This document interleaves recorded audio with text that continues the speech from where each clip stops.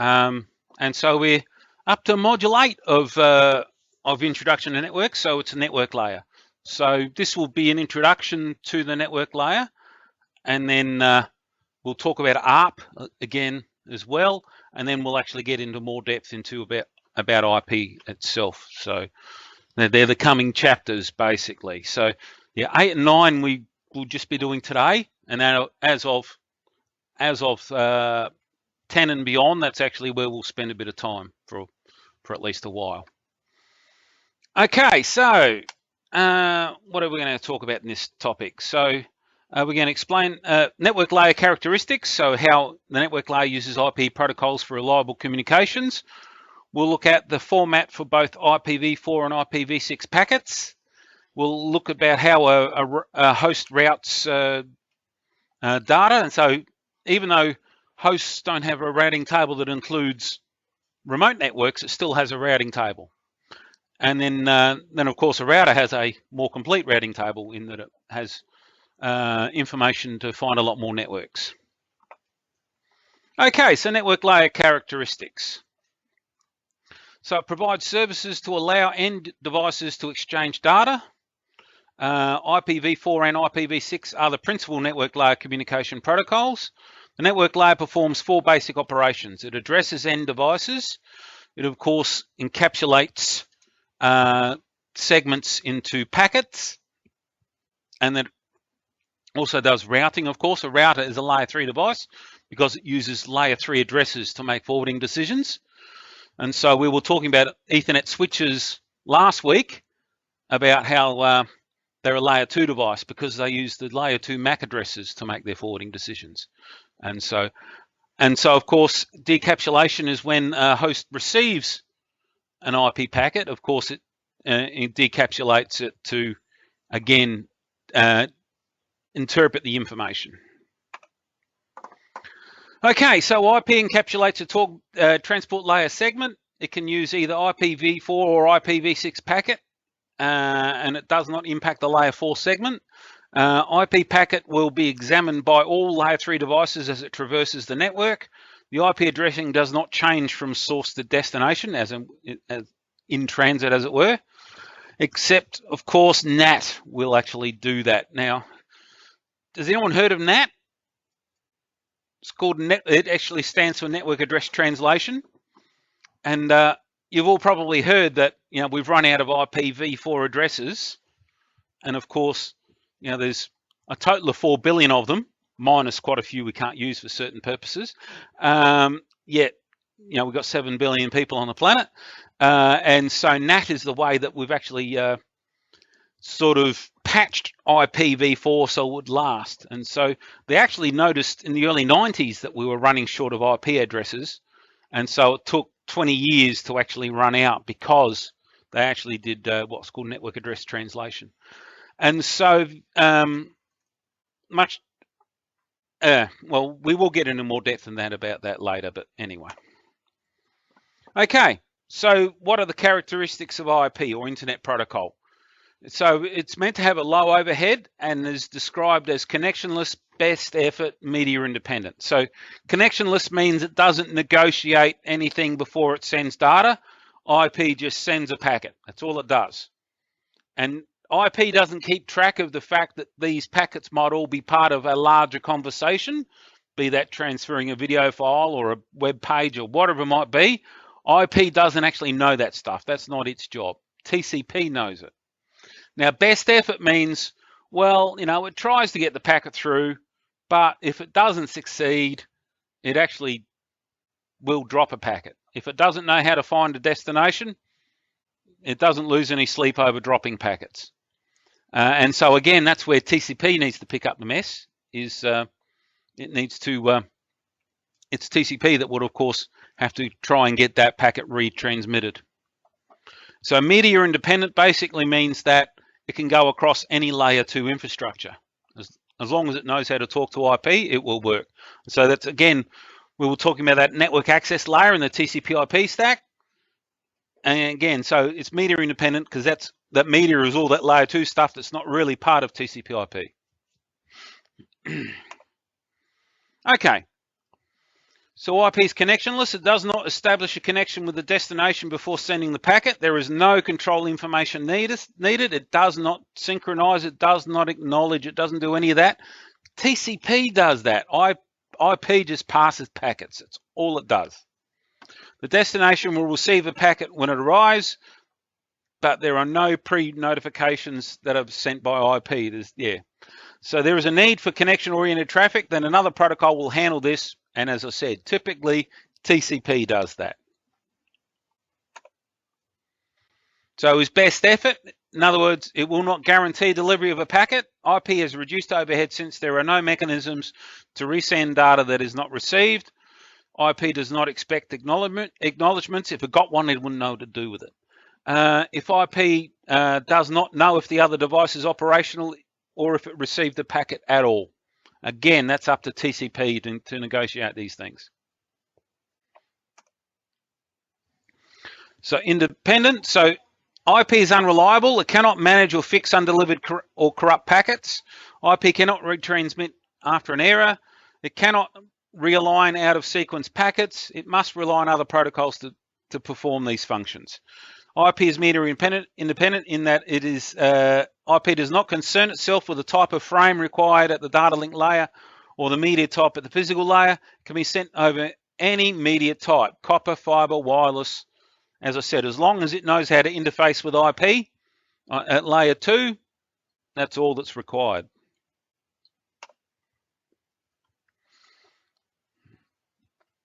Now, the network layer will establish what's called an MTU, a maximum transmission unit. Network layer receives this from control information sent by the data link layer. The network then establishes an MTU size. And so fragmentation is when layer 3 splits an IPv4 packet into smaller units. It actually creates more work. IPv6 does not fragment at all. And so, example, a router goes from Ethernet to a slow WAN with a smaller MTU. And so it can cause problems. Okay, an IPv4 packet. And so it's the primary communication protocol of the network layer. The network header has many purposes. It ensures the packet is sent in the correct direction to the destination. It contains information for network layer processing in various fields. The information in the header is used by all layer 3 devices that handle the packet. And so here is the format of the IPv4 header. And so, of course, it's binary. It's computer stuff. That happens. It contains several fields of information. The diagram is read from left to right, 4 bytes per line. The most important fields are the source and destination IP addresses. Protocols may have one or more functions. And so, as you can see, the source IP address and destination IP address are down here in purple. Of course, the version field here will say 4 at the moment. When we look at the next format for IPv6, of course, it would have version 6 in it. And so there are other fields, of course. So there's a header checksum. Time to live, did I mention that when I was talking about traceroute? Well, that's not the only time it's set. It's set for every packet. It's actually there.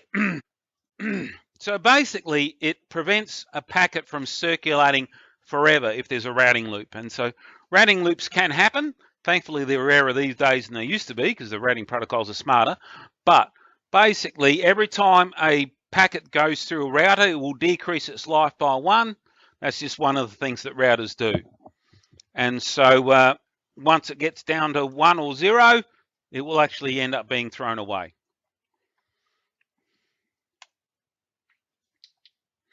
Now, as you can see, there was the version field, which of course is 4 at the moment.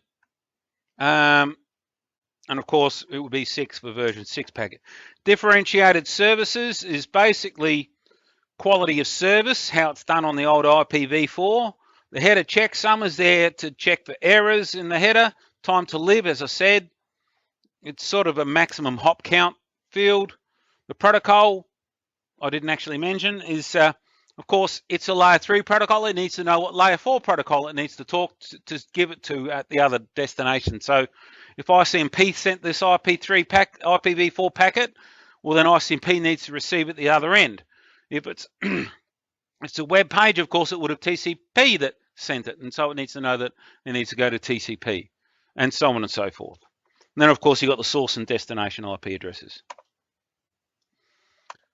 Okay, so an IPv6 packet. Now, the major limitations of IPv4 is that, of course, the addresses are running out, and in the Pacific here, they've been, we're in the Asia Pacific Network Information Center area. APNIC ran out, I think, 3 or 4 years ago of addresses, if not longer. So the lack of end-to-end connectivity to make IPv4 survive this long, private addressing and NAT were created. This ended direct communications with public addressing. And so, yeah, basically NAT does break some things. While it was a good fix and got us 20 years extra, it does create its own problems. And of course, having NAT makes networks more complex. It was meant to be a temporary solution and creates issues on the network as a side effect of manipulating the network headers for addressing. NAT causes latency and troubleshooting issues. So it actually, the latency is that it actually makes the router busier while it's doing it. And yeah, it can break some connectivity. Now IPv6 was engineered by the IETF, so Internet Engineering Task Force. It overcomes many of the limitations of IPv4. And so, of course, the major one is it's 128 bits. And so, of course, that is a way bigger number than 4 billion, which is the maximum for IPv4. Improved packet handling, so the simplified header with fewer fields, and eliminates the need for NAT. So we don't need NAT, so that's a good thing. And so the header, you can see the addresses are much longer, but they've actually got less fields there. And so, of course, the version would be set to 6. Traffic class is much the same as that differentiated services. It's for quality of service. Flow labels, and then there's payload length. Now, hop limit is the same as TTL. Now, because they've simplified the header, that's great. That's nice. But sometimes we need a little more complexity. And so sometimes you can actually add an additional part of the header. And so this will basically just tell you, oh, there's another header following. And so we're not going to worry too much about that in this subject. But there are actually extra headers that can be thrown on for different things. Now, some IPv4 fields that were removed to improve performance was a flag, fragment offset, and header checksum. Now, the fragment offset was actually what we're talking about, fragmenting IP packets.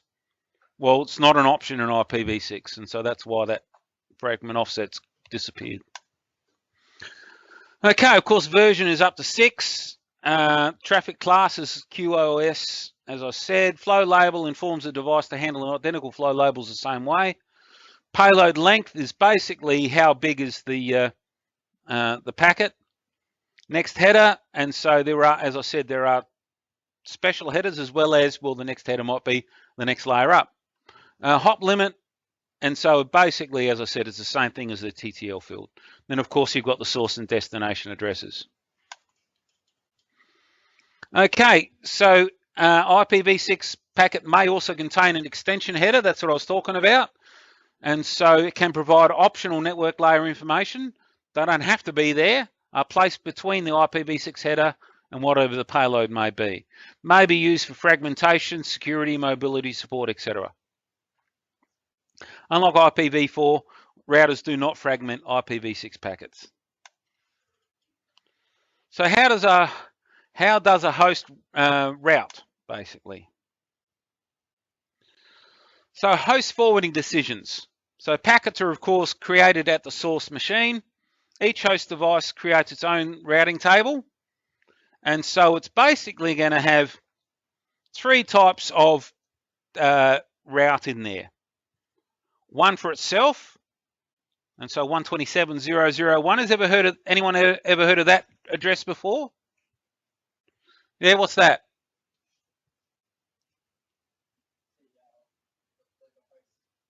Yeah, it's also sometimes called the loopback address. So basically, if you ping 127.0.0.1, you're basically pinging yourself.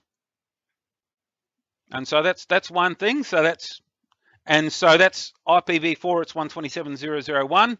With IPv6, it's just address 1. So out of all 128 bits, the last one is set to 1. So it's 1.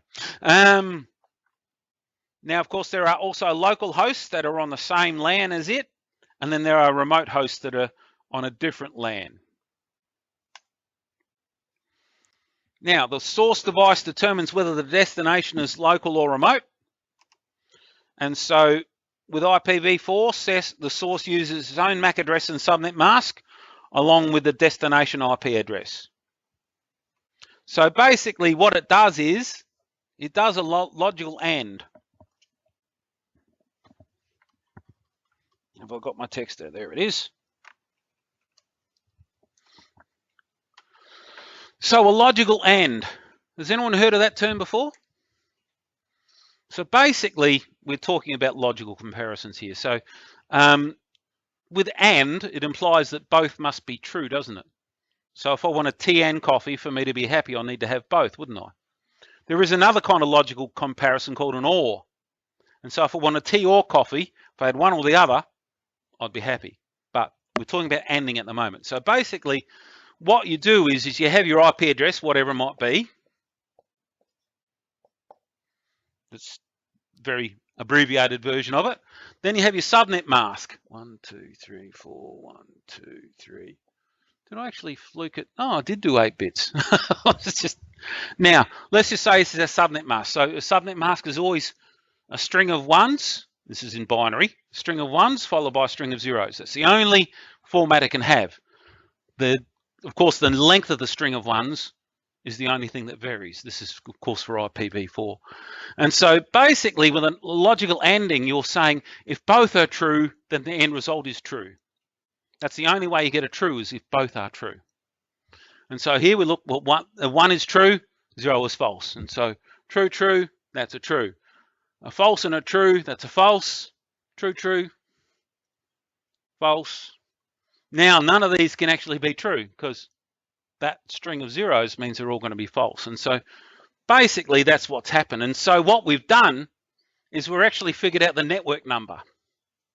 And that's how a host figures it out, is by lining up the binary of the IP address and the binary of the subnet mask. And it does that logical ANDing, and that's actually how it figures out what its network number is. So,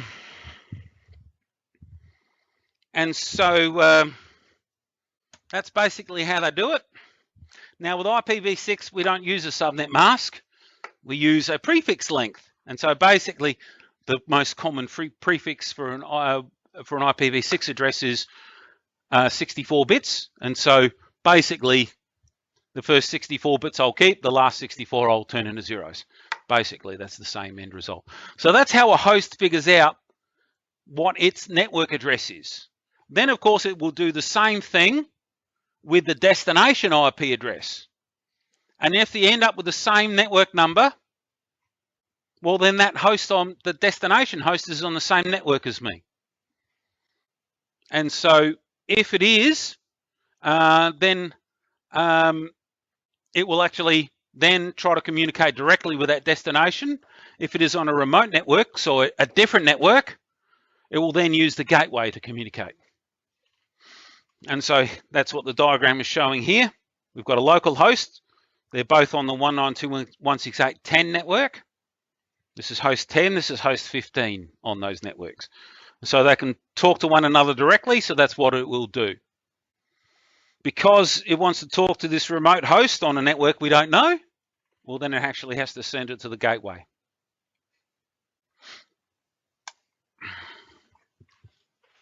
Now, default gateway, of course, is another word for the router for the network.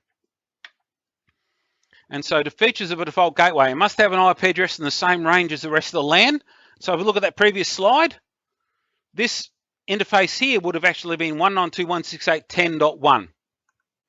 And so PC1 would actually have to send out an ART request saying, hey, what's your MAC address, and then of course that frame would be forwarded to router 1.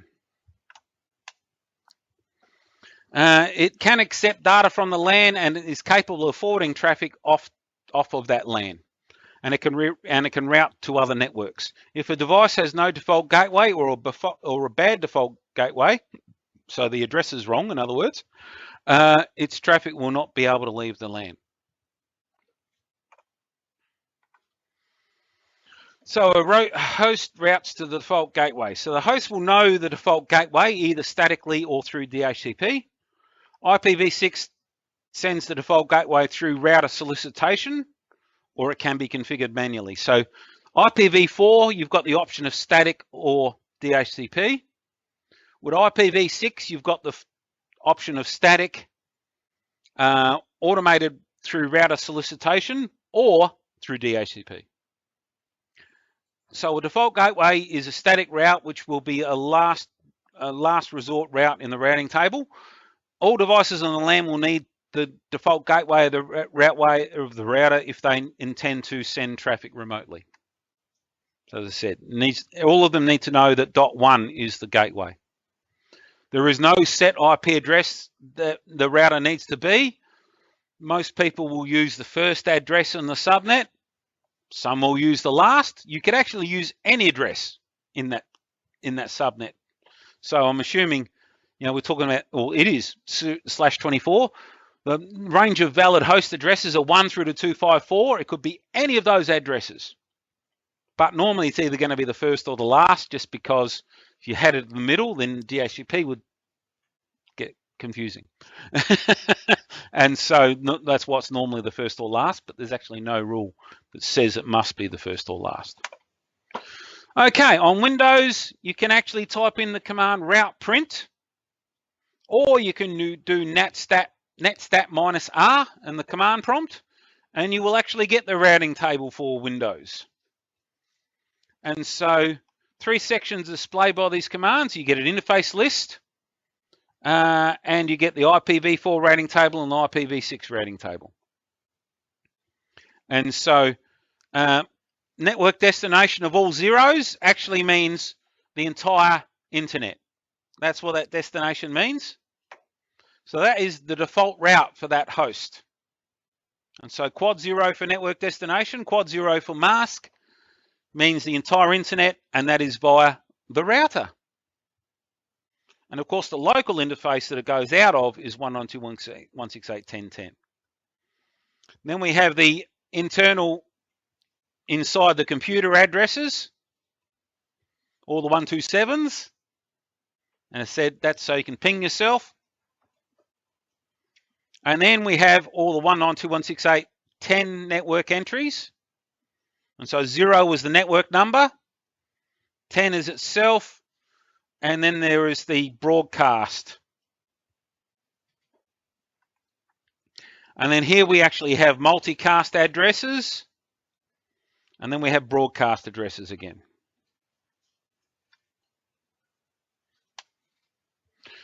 Okay, routing. So a router packet forward decision making. So basically we've got a scenario here. We've got 2 LANs. There's PC1 here on this LAN. There's PC2 on this LAN here. We've got 2 routers with a link between them. And we've got router 2 here, R2, has a link to the rest of the world. And so now, what is the scenario here? So the destination IP address is 10.1.1.0, no, sorry, 10.1.1.10. 10.1.1.10.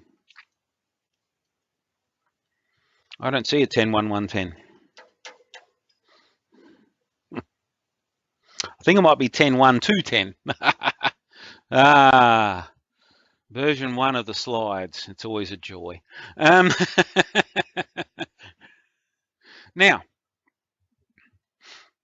so basically what happens when a router receives the frame from a host device? And so the source is PC1, the destination I'm assuming is PC2, even with our minor little addressing discrepancy. packet arrives on the gigabit interface, G000 on router 1. Router 1 decapsulates that layer 2 header and trailer. The router examines the destination IPv4 address of the packet and searches for the best match in its routing table. So this is router 1's routing table. It's directly connected to 192.168.10.0, that's the local LAN. It's also connected to 209.165.200.224, that's the link between the routers. It's also learnt a route from router 2, apparently, for 10.1.1.0, which is consistent here, at least, just not to there. And so it's going to forward that packet to here, which I'm assuming is supposed to be 10.1.1.0. So that's why that's highlighted. That is the best route. And so it needs to send it via router 2, which is out of G001. So router 1 then encapsulates the packet for a new Ethernet header and trailer and forwards the packet to the next hop router. So it's actually going out this is another gigabit interface and sends it to router 2. All right, so there are 3 types of routes in a router's routing table. There is a directly connected network, there are remote networks, and there are default routes. Now, directly connected network means that the routes are automatically added to the router provided the interface is active and has addressing. So on router 1 here, we have 2 directly connected networks, 192.168.10.0 and 209.165.200.224. They're the 2 directly connected networks. We also have a remote entry for 10.1.1.0. And so these are routes that router does not have a direct connection to and can be learned. And there's 2 major ways you can learn a remote network. One is manually, so some mug has sat down at R1 and typed it in, saying you'll be able to find network 10.1.1.0 by router 2. Or dynamically, which means you've actually got a routing protocol running on both R1 and R2, and they exchange information with one another. And then the last type of route is a default route. And so this forwards all traffic to a specific destination direction when there is not a match in the routing table. And so, of course, basically, routers that we have at home, that's the route they use all the time. Our router at home will have basically those 3 entries. 2 entries. It'd have 2 directly connected networks and 1 default route. Our router at home, of course, has our local LAN. I'm guessing most of you would have 192.168.1.0 as a network. And then you have your WAN link or your link to your ISP. That would be another network number.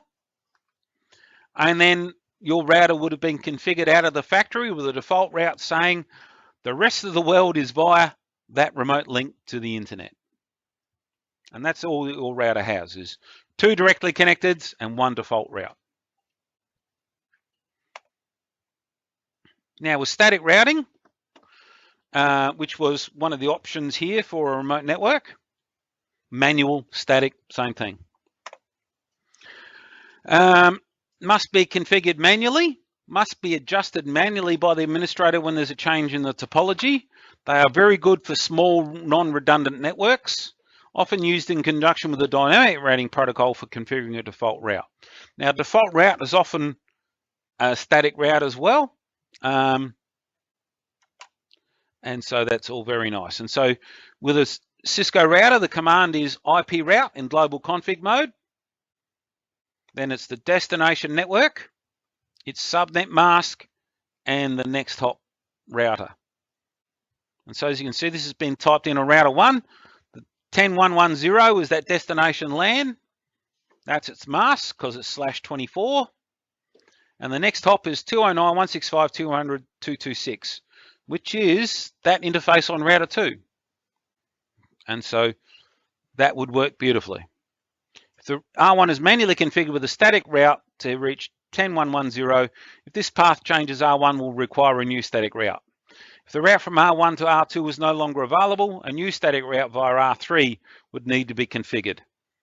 A static route does not automatically adjust for topology changes. So that's the downside. On a large network where probably there's going to be more topology changes, static is not great. Now, dynamic routes automatically, and so they discover remote networks, they maintain up-to-date information, they choose the best path to the destination, they find new best paths when there is a topology change. Dynamic routing can also share static default routes with other routers. And so here, basically, with a dynamic route running between the two, router 1 tells router 2 all the networks it knows. Router 2 tells router 1 all the networks it knows. And with that information, it would be able to adjust. And so here we've got a slightly more complex network, and the link between router 1 and router 2 has died. So that would have been the best way to get there. But now, because that link is dead, the new best path is via router 3. And so a dynamic routing protocol would actually adjust for that automatically. While if it was static, some mug would have to sit down and change it. Okay, now, what does a routing table look like? To have a look at the routing table, the command is show IP route. And so it actually gives you a bit of an intro here, explanatory codes. And so two of them you'll see is local and connected. Now, local means the address of the local interface. And so you'll notice here 192.168.10.1. Now, /32 means that this is a host address.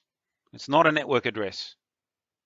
And so that is the actual IP address that's been assigned to that interface. That's what /32 means.